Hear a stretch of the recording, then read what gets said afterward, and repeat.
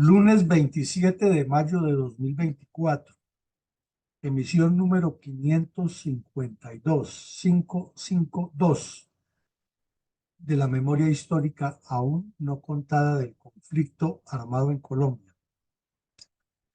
Tema: desmantelamiento de una autodenominada cárcel del pueblo del grupo narcoterrorista M-19 en operación desarrollada por tropas de la Cuarta Brigada en el área urbana de la ciudad de Medellín el 30 de marzo de 1979, cuando estaba en todo el país en pleno desarrollo la ofensiva del Ejército Nacional contra las redes urbanas del M-19, responsables del robo de más de 5.000 armas del Cantón Norte en Bogotá al inicio de ese año.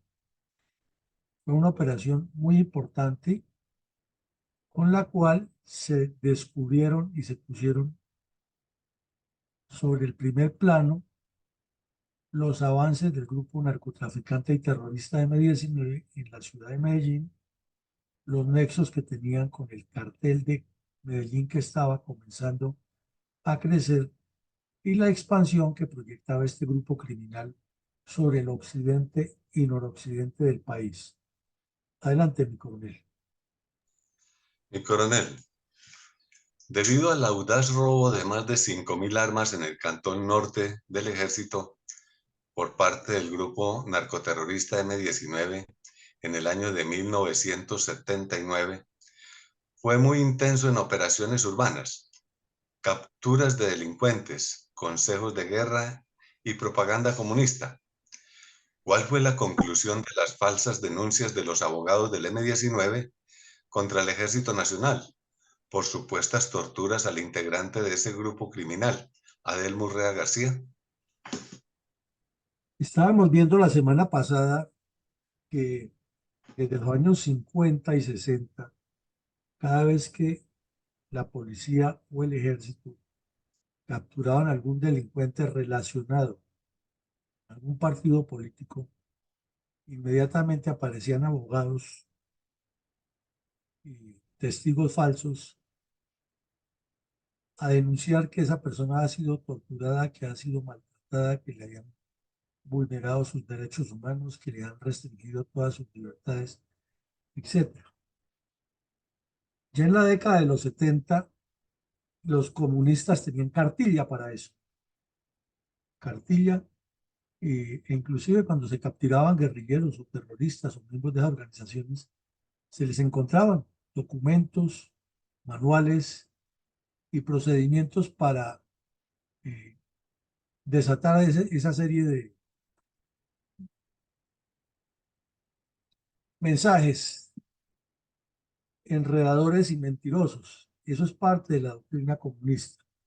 Entonces, en medio de las operaciones que hizo la 13ª Brigada o Brigada de Institutos Militares, que se llamaba en el tiempo, contra las redes urbanas del M-19, fue capturado un sujeto de nombre Adelmo Urrea García en un allanamiento que ordenó el juez de instrucción penal militar número 47, que estaba encargado de localizar a los delincuentes que han robado las armas del Cantón Norte.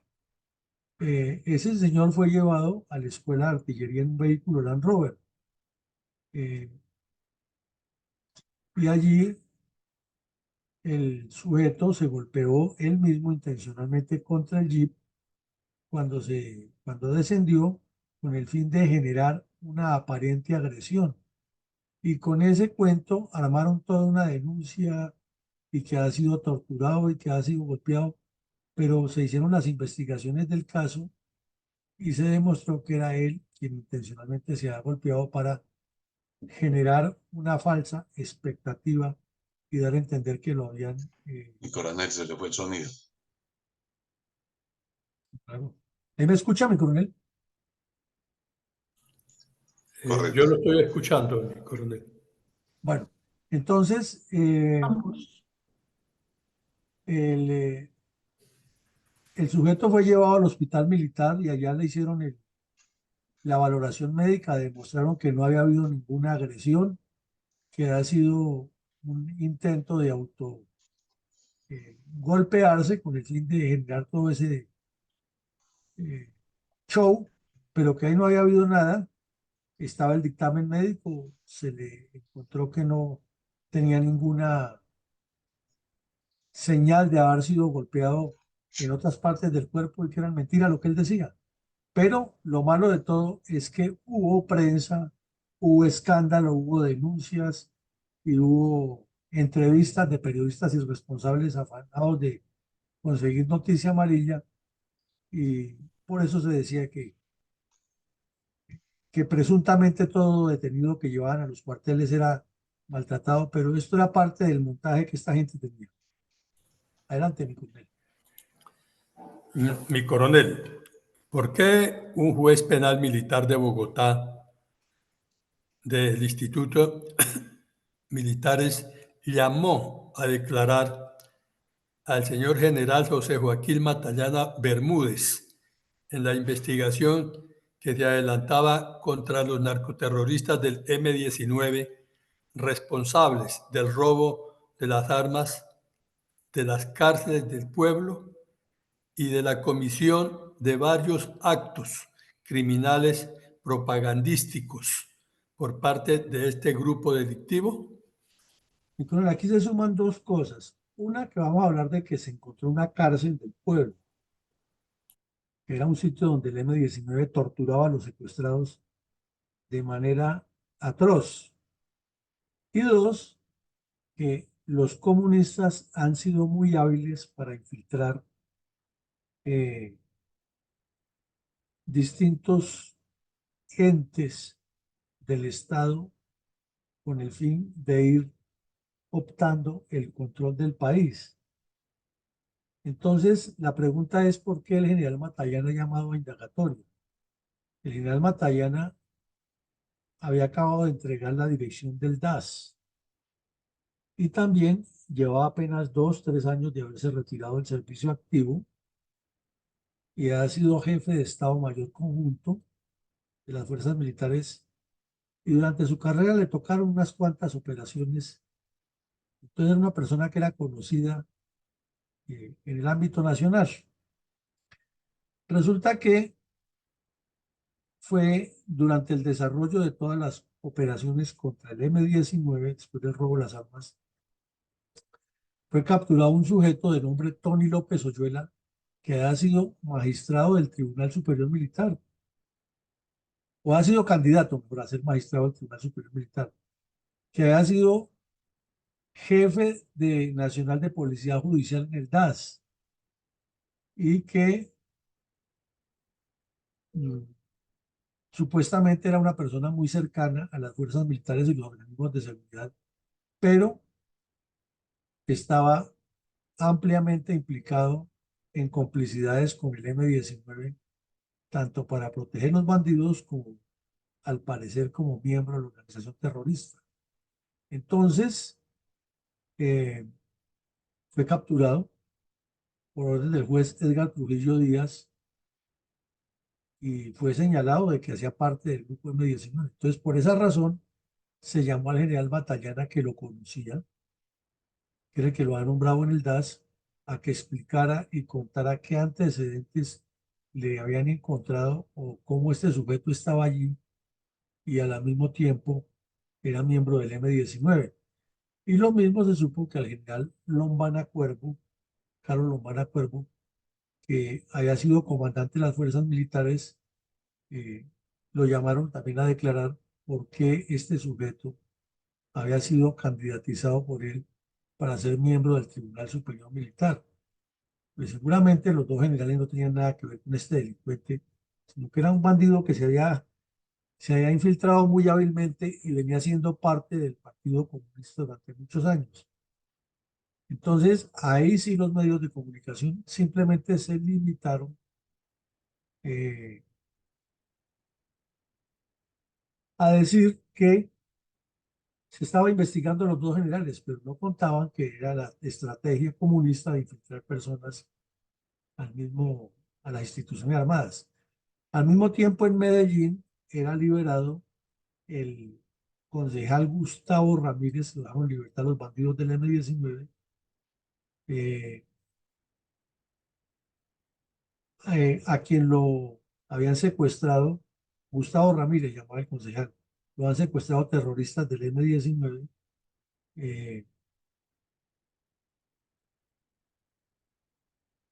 y también había sido liberado otro concejal, otro exconcejal que estaba relacionado con el M-19. Entonces, como se nota, esto era un problema de larga data, era una relación de grupos terroristas con distintos miembros de las organizaciones políticas y sociales y estaban infiltrados en distintos sectores. Y de remate había un coronel retirado del ejército que ha sido abogado, no ha sido oficial de fila, que también resultó relacionado con la firma Produmédicos del M-19 que legalizaba todas las acciones de fachada de este grupo terrorista y que fue con la que financiaron el robo de las armas. Es más, quienes obraban como representantes legales de este grupo criminal o de esta empresa o Produmédicos eran los esposos Artiaga Morón, que fueron los que contrataron la casa frente al Cantón Norte, donde se realizó el túnel que condujo al robo de las armas. Entonces, vemos que había una serie de hechos y de personas comprometidas con este grupo criminal que se extendían mucho más allá de lo que usualmente comunicaban los medios de comunicación, pero que al mismo tiempo ocultaban las torturas que cometían contra los secuestrados. Y sí reclamaban el hecho de que un supuesto miembro de ellos ha sido, o un miembro de ellos supuestamente ha sido torturado. Esa es la crónica. Adelante, mi coronel. Mi coronel, ¿cómo operaban las redes internacionales del comunismo que apoyan a los narcoterroristas del M-19 y de las FARC? Muy activas, muy activas, y esta noticia le dio la vuelta al mundo. Resulta que en una operación aquí en Bogotá fueron capturados 3 terroristas uruguayos, miembros de los Tupamaros, que se habían unido a el M-19 y estaban delinquiendo aquí en Colombia. Era una joven de nombre Alba González Sousa, Sergio Betarte Benítez y Juan Víctor Vivanco. Estos 3 terroristas se habían ingresado de manera ilegal a Colombia, con pasaportes falsos y con nombres ficticios, y estaban siendo parte de una célula del M-19 y habían estado entrenando y dirigiendo y participando en el secuestro del ex embajador de Colombia en Francia, Miguel de Germán Ribón, por cuyo rescate la familia pagó una alta suma de dinero. Entonces, cuando estos 3 terroristas uruguayos fueron capturados, inmediatamente comenzaron a llegar al, a la redacción del periódico El Tiempo una especie de plebiscito mundial proveniente de Argentina, Francia, Uruguay, Chile, Ecuador, Panamá, Salvador, Nicaragua y hasta de Estados Unidos. Cartas y casi todas con el mismo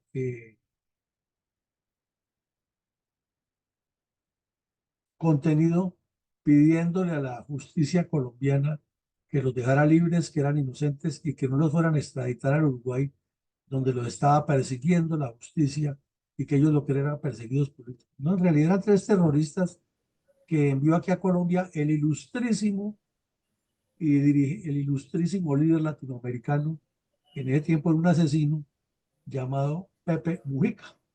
Aquí estuvieron los criminales haciendo daño enviados por Pepe Mujica, y eso se nos olvida a los colombianos. Y se les olvida al señor de Rux en su memoria histórica, y se le olvida al señor Petro cuando sale con su bandera del M-19 a decir que eran unas grandes personas, de lo que tenían eran unos grupos terroristas que tenían contactos a nivel internacional y traían delincuentes de todas partes a causarle daños al país. Adelante, mi coronel. Mi coronel, ¿cómo describieron los medios de comunicación de la época el desmantelamiento de una cárcel del pueblo del grupo narcoterrorista M-19 por tropas de la Cuarta Brigada en el área urbana de Medellín en 1979, en Medellín, del departamento de Antioquia?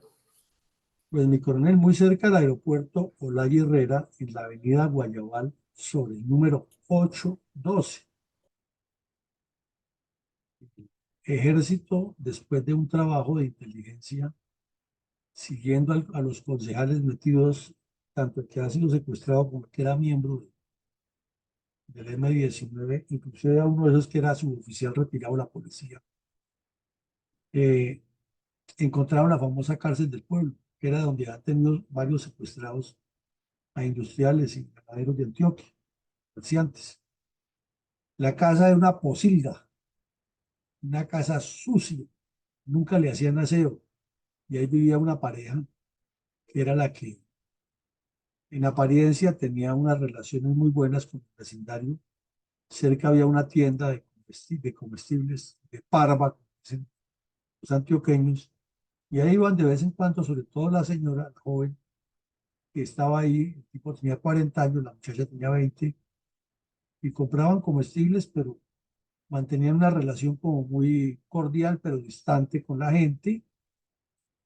Y de un momento a otro la señora dijo que tenían que irse y que le encargaba a la dueña de la tienda que le echara un ojito. Pero no dejó nada más, que le echara un ojito a la que estuviera pendiente, ¿no? Pero pues no se veía ninguna actividad rara allí para los residentes del barrio. Eh, Se veía simplemente que la señora salía todas las noches dizque a estudiar y regresaba. El tipo casi siempre la pasaba ahí, nadie daba razón de qué hacía, pero pues, como el cuento, nadie se mete en la vida de nadie. Entonces, cuando de repente, mm, por lo que se movía mucha actividad en la Dirección Departamental de Tránsito de Antioquia, eh, fue causando alguna sospecha a los organismos de seguridad y se allanó la casa. Se allanó la casa y entonces al allanarla encontraron una posilga en una casa que llevaba años sin que le hicieran aseo por dentro. Había basura arrumada, papeles, y lo único medio limpio que había en el baño, perdón, en la habitación donde vivían la pareja. Pero adentro había una cantidad de cosas tiradas en el piso, eh, y muchas abandonadas que se notaba que las habían dejado tiradas por el afán de salir corriendo, y eso explica que era que en Bogotá, en Ibagué, en la zona de Río Blanco, Tolima, en Cali y en Jamundí, por esa época el ejército había venido allanando y descubriendo otras posilgas de esas donde tenían secuestrados a las víctimas que ellos llamaban cárceles del pueblo. Entonces allí, además de desaseo, seguramente no sacaban la basura nunca ni sacaban nada para no generar dudas de lo que allí tenían, y quién sabe qué pensaban hacer adelante, ¿no? En todo caso, cuando el ejército allanó la casa, encontraron de todo: cartuchos para carabinas, pintura, rollos de gasa, frascos de metanol, sogas con las que torturaban a los secuestrados, repuestos para automotores, documentos en cantidades, bombas de fabricación casera. eh, y como consecuencia de la operación capturaron a una persona, pero la actividad siguió. eh, Se determinó que el presidente de la Asociación Médica de Antioquia, Vital Baltazar, y el exparlamentario liberal Alberto Betancur González habían estado secuestrados. Se determinó también que un señor Carlos Alcaraz tenía relación con ese hecho y luego lo volvieron a capturar. Que la casa tenía 4 habitaciones con montones de documentos y elementos esparcidos. Había un amplio garaje por donde entraban a los secuestrados, que se comunicaba directamente con la cocina. Y en el fondo de la casa encontraron eh, una caleta, una celda muy pequeña donde metían a los secuestrados y los mantenían aislados del mundo exterior.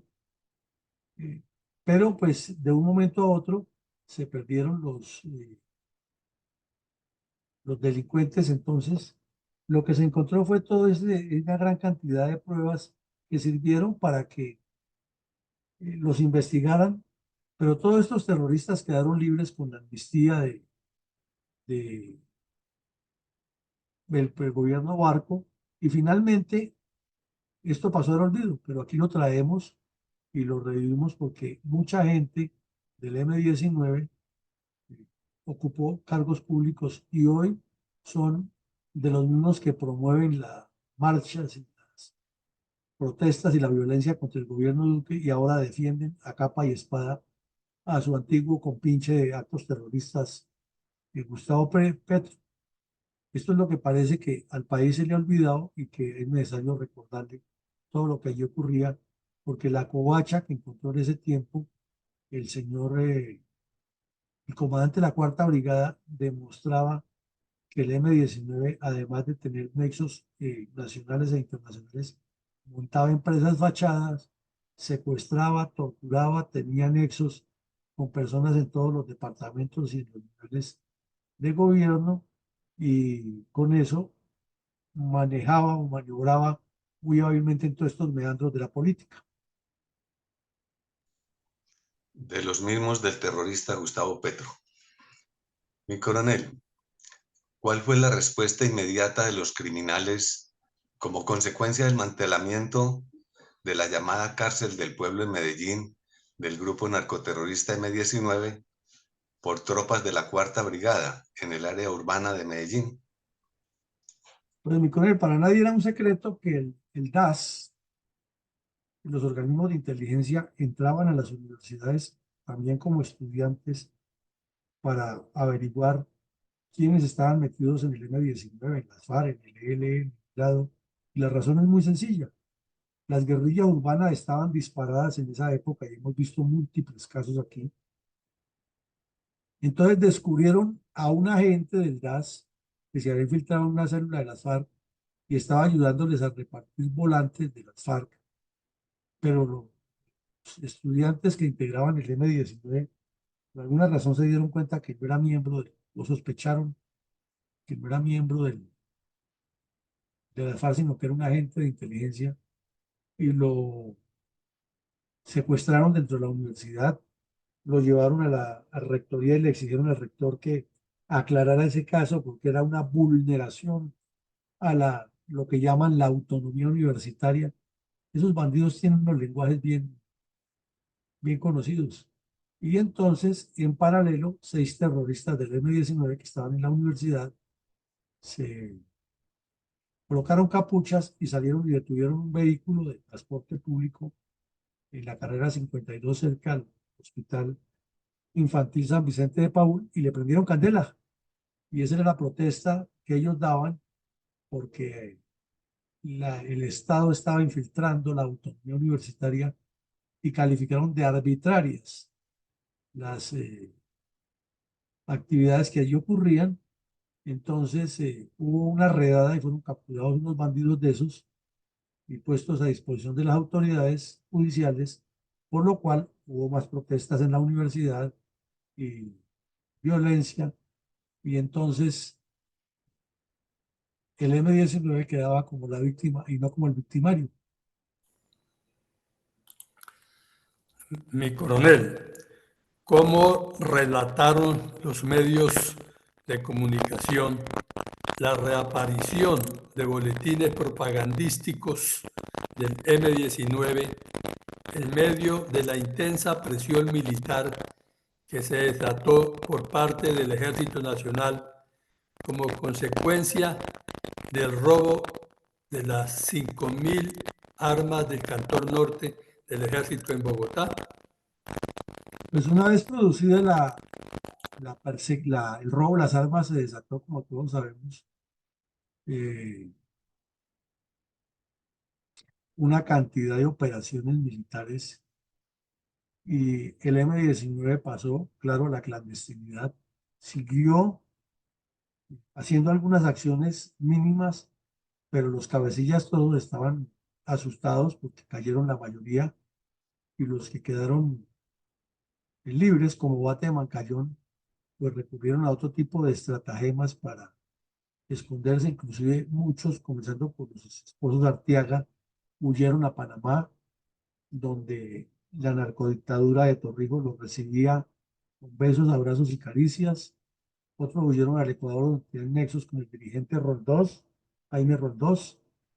Otros se fueron para las selvas del Putumayo a iniciar y el Caquetá a iniciar la construcción de lo que llamaron el Frente Sur del M-19. Y otros siguieron en sus actividades terroristas, pero con mucho cuidado porque sabían que le estaban pisando los callos. Entonces duraron más o menos 2 meses sin producir un boletín y aparecieron 2 boletines de manera casi simultánea. Uno con un contenido muy propio del M-19 y otro con un contenido mixto del M-19, como si fuera que alguien lo hubiera adulterado. Entonces no se sabe cuál es la razón por la cual el M-19 produjo esos 2 boletines o si fue que alguien lo que hizo fue copiar un boletín y adulterarlo para generar desinformación. Lo cierto es que el uno venía hecho en mimeógrafo y el otro en el estilo normal de la producción, lo que llamaba offset, pero publicaban. Y llama la atención que en uno de los 2 boletines señalaban a los esposos Arteaga y Esther Morón, o sea, los dos que han tenido la casa, como defraudadores del grupo. Todo para decidir hacer una operación de desinformación eh, con el fin de causar mucho más impacto publicitario y desprestigio a las fuerzas militares, porque en ambos se desprestigiaba a las fuerzas militares como torturadores y como perseguidores de los luchadores populares, pero el lenguaje y la mayoría del contenido era completamente relacionado con el estilo del M-19. Entonces, esa fue la forma como reaparecieron los boletines y a partir de ese mes siguieron ya circulando boletines en las principales ciudades, inclusive los activaban con bombas que dejaban en algún sitio de la ciudad y explotaban bombas panfletarias e inmediatamente se regaban todos esos boletines y como había muchos curiosos en el sector comenzaban a leerlos. Otros aparecían debajo de las puertas de las casas y otros eran enviados hasta por correo, inclusive a los medios de comunicación los enviaban por correo o les anunciaban tal sitio, aquí me nombran por ejemplo un restaurante La Herradura aquí en Bogotá en la calle 59 con carrera novena en Chapinero y le dicen vayan ahí en ese sitio que ahí van a encontrar un mensaje importante en el tanque del agua del inodoro. Sí, efectivamente, ahí llegaban los periodistas y lo encontraban. Entonces, eso fue lo que pasó, mi coronel. Mi coronel, ¿cómo relataron los medios de comunicación la reaparición de boletines propagandísticos del M-19 que que fueron usados en los simpatizantes medios de comunicación en medio de la intensa presión militar que se desató por parte del Ejército Nacional, como consecuencia del robo de más de 5.000 armas en el Cantón Norte en Bogotá?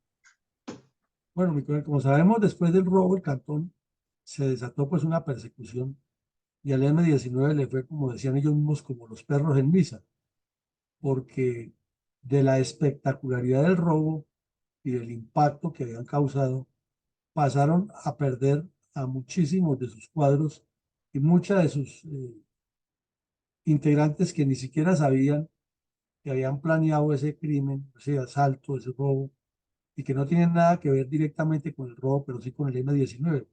Entonces finalmente terminaron perdiendo gente para ellos valiosa, criminales peligrosísimos para Colombia, terminaron perdiendo armas que no estaban entre las que se habían robado, vehículos, propiedades, desarticuladas sus células, allá de las cárceles del pueblo que tenían, y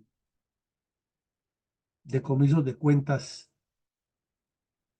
pérdida de dinero y capturas de cómplices que no eran directamente miembros del grupo, pero que los apoyaban.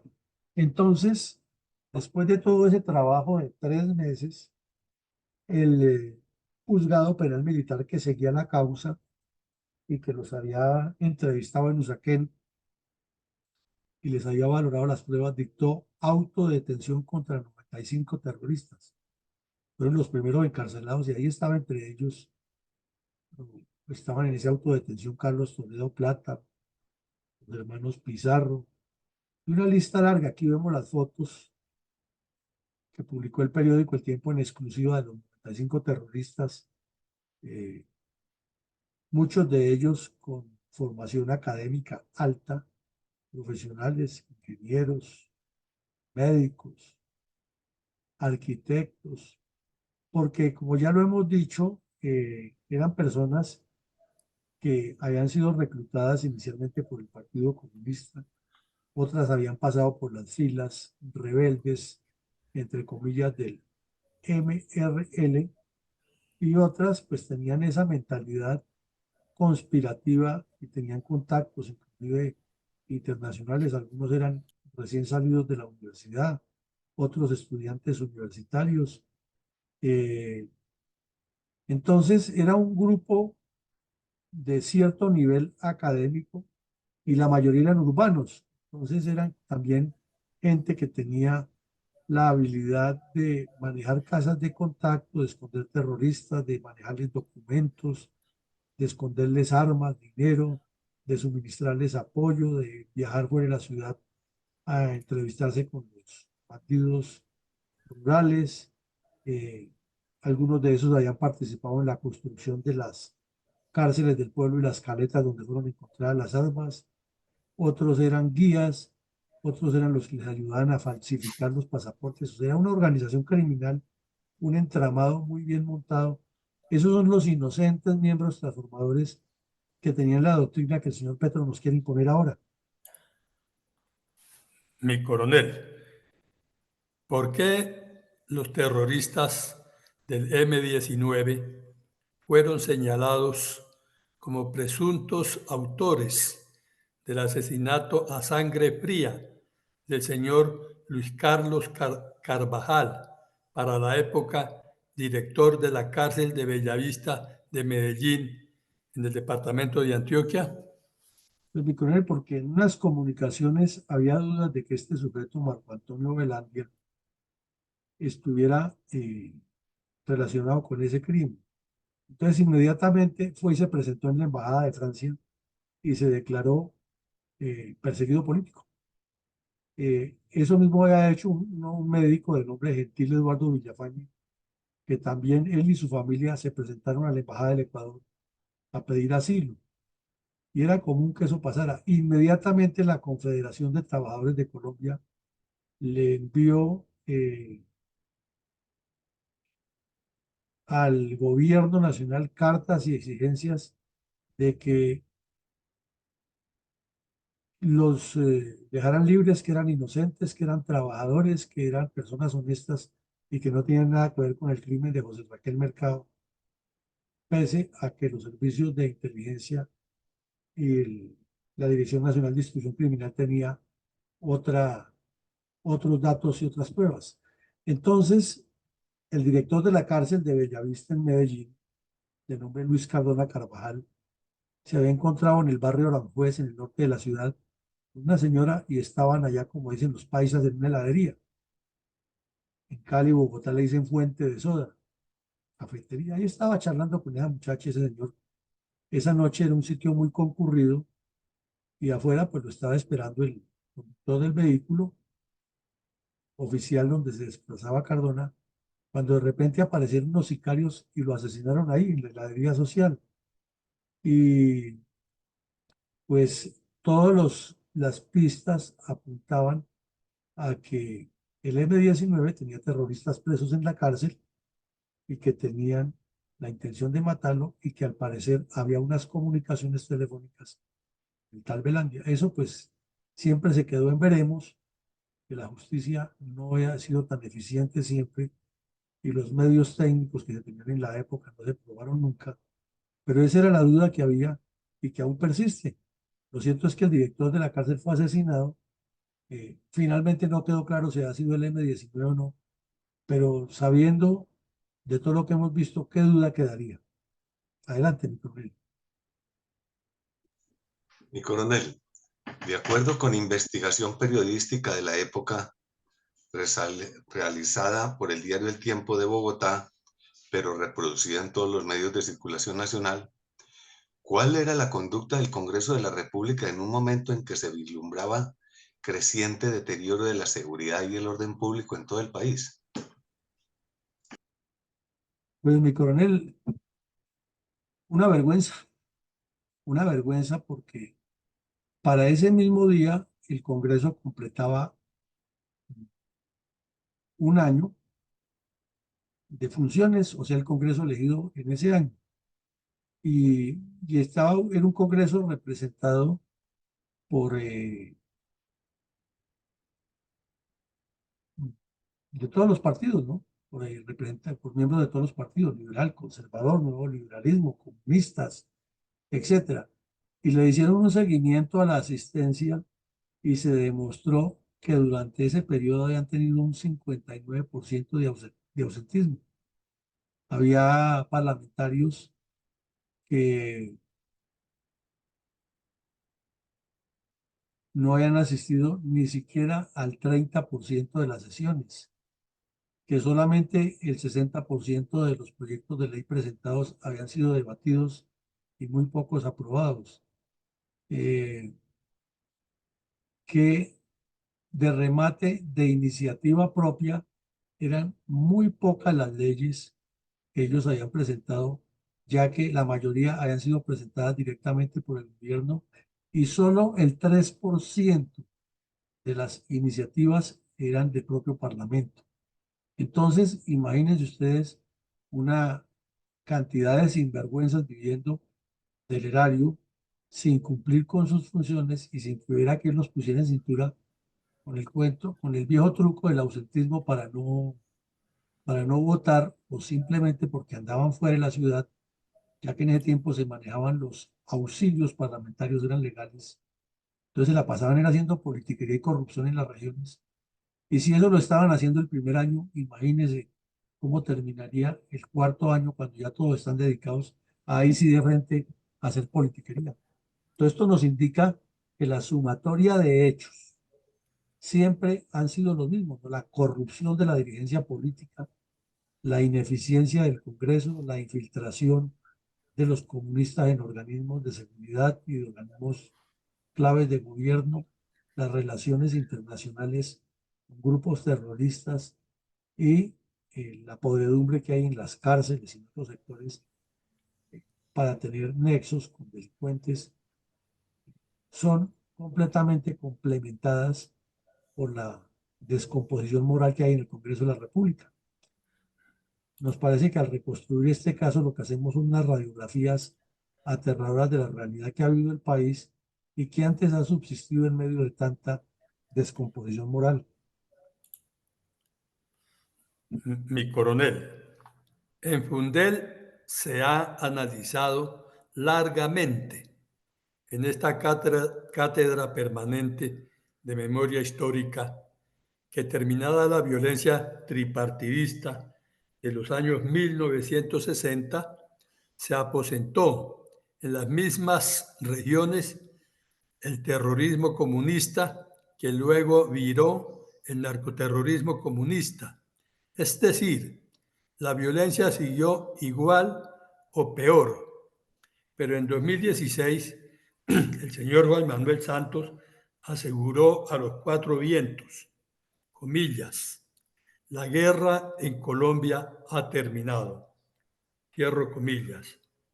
En realidad, han traído las conversaciones de paz, la desarticulación de los grupos narcoterroristas en Colombia y además de seguridad total para los miembros de las fuerzas militares y de policía. Mi coronel, desafortunadamente ninguno de esos pactos le ha traído nada a Colombia. Y si miramos la podredumbre del Congreso, que perdía el 60% de su asistencia en un año y permitía que el país anduviera a un ritmo desfasado en ese momento, con el Congreso que le aprobó al señor Santos lo que llamó el fast track para legitimar bandidos, entonces vemos que el problema está en la dirigencia política que nunca asume su responsabilidad y en los dos casos, las fuerzas militares y de policía poniendo muertos, persiguiendo delincuentes de la peor laya, con relaciones internacionales y el Congreso completamente ausente de esa realidad del país.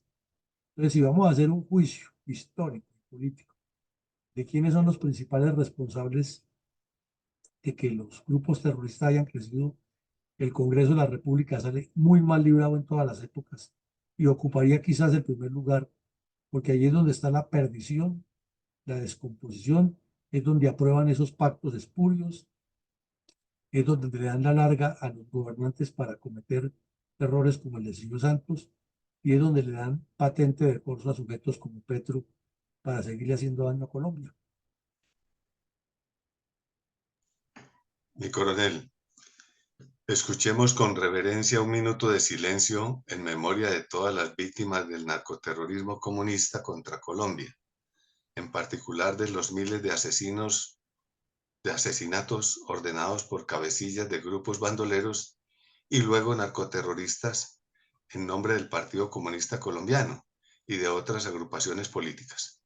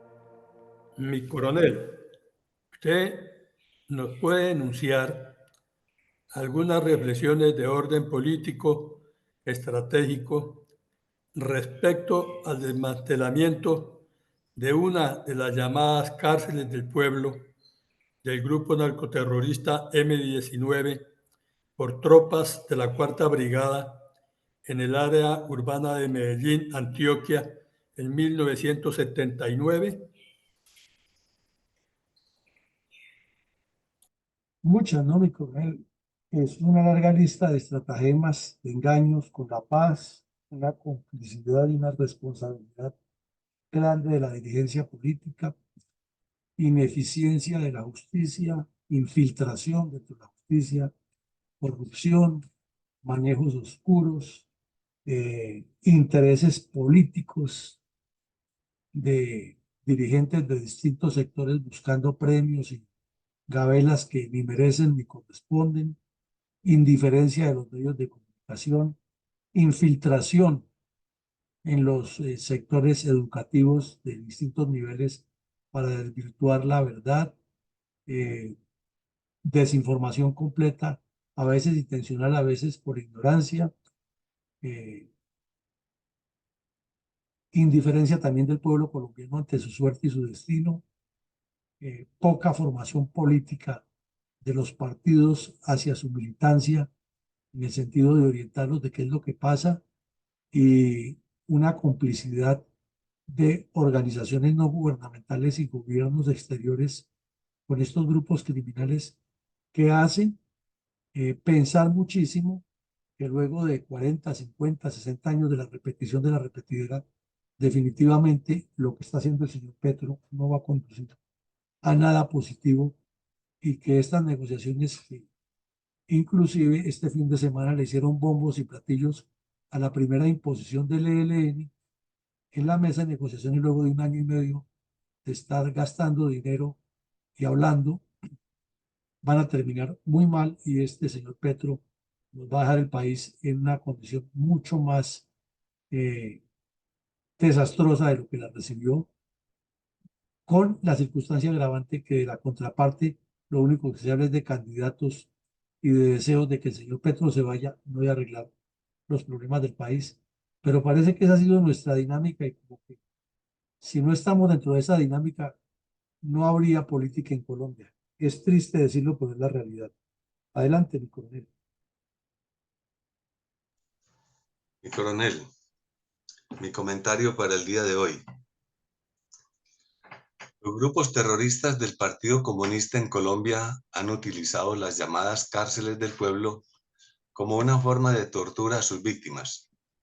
Método en el cual han sobresalido el M-19, el ELN y el ADO. Uno de los principales carceleros ha sido el bandolero Gustavo Petro Urrego. En un principio y con frecuencia eran en las zonas urbanas, pero después se comenzaron a construir campos de concentración de secuestrados en la zona rural, por parte de las Fuerzas Armadas Revolucionarias de Colombia, FARC, y también el ELN, como lo fue su centro de torturas que construyó en la zona remota y selvática en el oriente antioqueño, y que funcionó hasta cuando fue descubierto por el Ejército Nacional. Normalmente estos lugares son oscuros, húmedos, estrechos y sin las más mínimas condiciones de salubridad ni ventilación. Todo con el fin de atemorizar a sus víctimas para presionar al gobierno y a sus familiares en un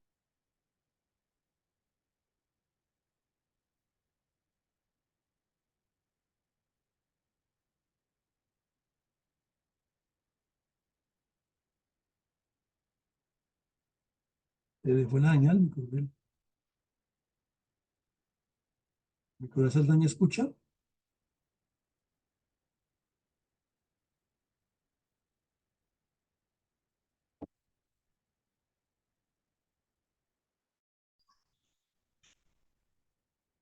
El sacerdote Bernardo López Arroyave creó una despiadada cuadrilla de bandoleros en el oriente antioqueño, con la cual depredaba los campos, extorsionaba a sus habitantes y asesinaba sin piedad en una ola de terror para someter a sus pobladores. Muchos de los secuestrados fueron asesinados a base de tortura física, espiritual y psicológicamente, además de acribillados también a balazos. Para demostrar su decisión de atemorizar a toda la nación con el propósito de someterla a sus infernales intenciones de gobernar por la vía de la dictadura de las armas. Afortunadamente, nuestras patrióticas y valerosas fuerzas militares y de policía han impedido tan funesto propósito, aunque muchos han tenido que ofrendar su vida en forma heroica para contener esas infernales fuerzas del mal. Por esta razón, en el programa diario de la Fundación Excelencia, Liderazgo y Transformación, se deja en evidencia la verdadera historia, que no ha sido revelada en toda su magnitud y que se ha pretendido deformar para evaluar las culpas y evitar los castigos merecidos por tan graves violaciones a los derechos humanos. Y para dejar testimonio de la deficiencia de los líderes políticos para gobernar la nación, que por muchos años y de manera indolente no han sabido conducirla, por falta de empeño patriótico y buenos deseos de lograr el bienestar y la felicidad del pueblo colombiano, y siempre bajo la perversa esperanza de que sean nuestras valerosas tropas quienes compensen y corrijan sus graves errores de gobierno a base del uso de la fuerza. Muchas gracias, mi coronel.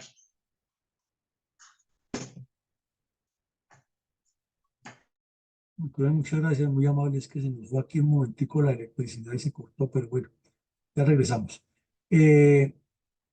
A todos ustedes los dejamos como reflexión estos comentarios que hace al final Miguel González, porque nos indican que la responsabilidad es grande, que hay muchos sectores infiltrados de la sociedad que se han venido desgastando por la acción corrosiva de estos grupos criminales y que el M-19 fue muy hábil en eso, punto que no solo logró una asamblea constituyente que transformó la carta política del país, sino que llegaron a la presidencia con un sujeto que está empeñado en terminar de causarle daños y de legitimar el comunismo como la desgracia de Colombia. Necesitamos mucha reflexión de los dirigentes políticos, fortaleza institucional en todos los sentidos, tanto la pública como la privada, y educación para un país que cambie en una visión diferente de confrontación, de choque, de violencia y sobre todo muy alejado de estas ideas comunistas que han sido letales en Colombia y en el mundo. Feliz día para todos y nos vemos esta noche en otro análisis de la temática de cómo formar militancia en un partido político. Que Dios nos siga acompañando y un buen día para todos. Gracias. Gracias, mi coronel. Feliz día para todos. Gracias igualmente y gracias por la invitación.